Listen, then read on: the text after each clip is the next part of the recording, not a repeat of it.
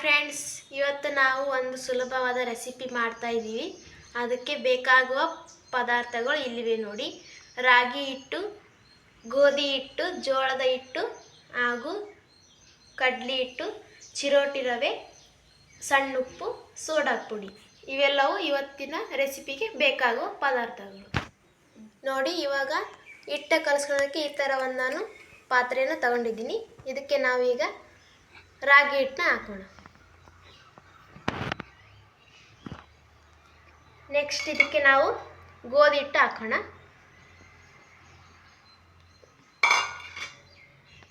ಇದಕ್ಕೆ ಇವಾಗ ಜೋಳದ ಹಿಟ್ಟು ಹಾಕೋಣ.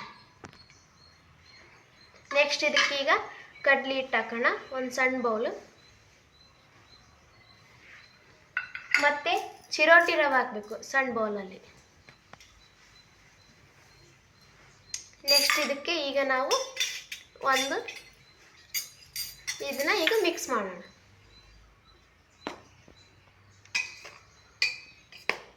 ಎಲ್ಲ ಇಟ್ಟು ಚೆನ್ನಾಗಿ ಕಲ್ಕೋಬೇಕಿದು. ನೆಕ್ಸ್ಟ್ ಇವಾಗ ಇದಕ್ಕೆ ನಾವು ಒಂದು ಅರ್ಧ ಸ್ಪೂನಷ್ಟು ಸೋಡಾ ಪುಡಿ ಹಾಕೋಣ. ಇಷ್ಟೇ, ಎಲ್ಲ ತನಕ ಹಾಕೋಣ. ನೆಕ್ಸ್ಟ್ ರುಚಿಗೆ ತಕ್ಕಷ್ಟು ಸಣ್ಣ ಉಪ್ಪು ಹಾಕೋಣ. ಇಷ್ಟು.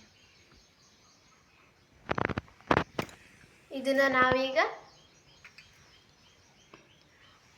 ಒಂದು ಗ್ಲಾಸ್ ನೀರು ಹಾಕ್ತಾ ನಾವು ಕಲಿಸ್ಕೋಬೇಕು.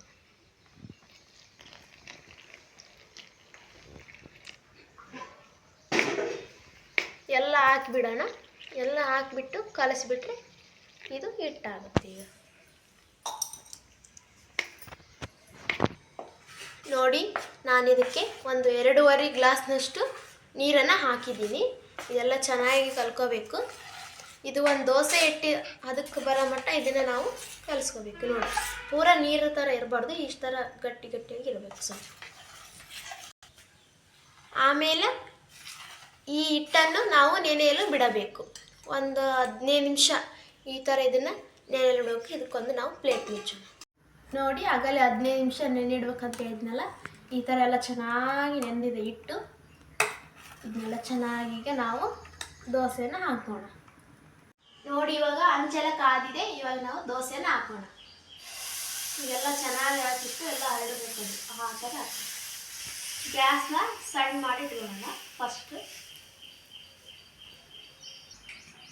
ಈಗ ನಾವು ಇದಕ್ಕೆ 1 ಸ್ಪೂನಷ್ಟು ಎಣ್ಣೆನ ಹಾಕೋಣ.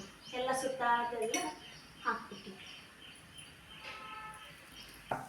ನೋಡಿ, ಈ ಥರ ಎಲ್ಲ ಚೆನ್ನಾಗಿ ದೋಸೆ ಬೆಂದಿದೆ. ಇದನ್ನ ನಾವು ಈಗ ಒಳಸಾಕಬೇಕು.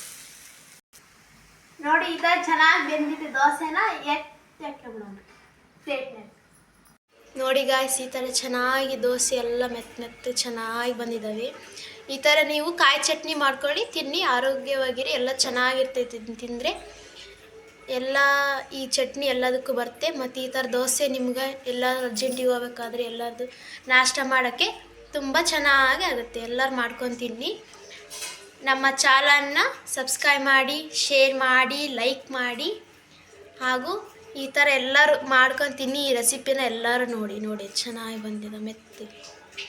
ಓಕೆ, ಎಲ್ಲರಿಗೂ ಚೆನ್ನಾಗಿ ತಿನ್ನಿ, ಎಲ್ಲರೂ ಮಾಡ್ಕೊಳ್ಳಿ ಅಂತ ಹೇಳ್ತಾ ಎಲ್ಲರಿಗೂ ಬಾಯ್.